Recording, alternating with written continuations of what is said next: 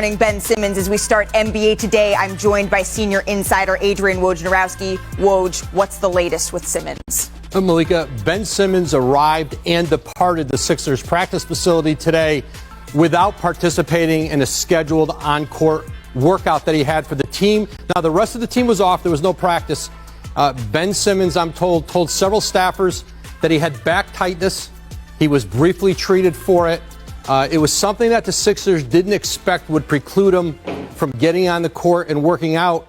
So, again, leaves the facility. Sixers play the Nets tomorrow night. There's no definitive status yet for him, but I think it's certainly very unlikely that he's going to play. I think the hope was he could get on the court today, see how he looked, go through a shoot-around tomorrow, but he has yet to go through a full practice with the Sixers.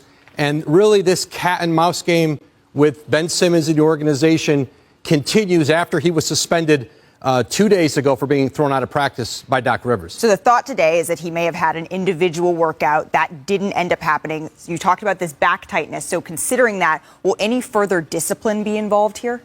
Well, it remains to be seen. And I think the Sixers, I know, have been talking with Rich Paul, Ben Simmons' agent. They've been talking throughout. They talked today about him coming in.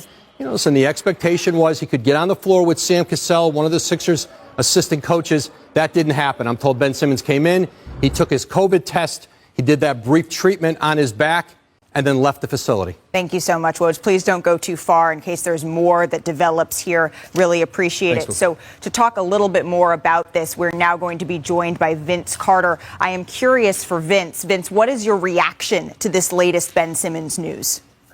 I mean, it's just another stone on the wall. I think we all understand it's time to move Ben Simmons, and they're waiting. And Doc has said all of these things. They want him there. They understand that it's going to take time. They brought him in to see if he could play tomorrow night. So at this point, we've heard what Ben Simmons requested this summer, and leading up to the training camp, not showing up, not wanting to play, getting thrown out. All of these things are a distraction. And I was happy to see the Sixers go out and play well, because that just tells everyone that we can play basketball without this distraction, but they don't want this distraction. And they're showing that they can play and win without Ben Simmons. So for the Sixers organization at this point, you want to look for the best possible trade. I know they're reaching for the fence with what they're asking for, but at some point you're going to have to move him, because just imagine Ben Simmons comes back to play.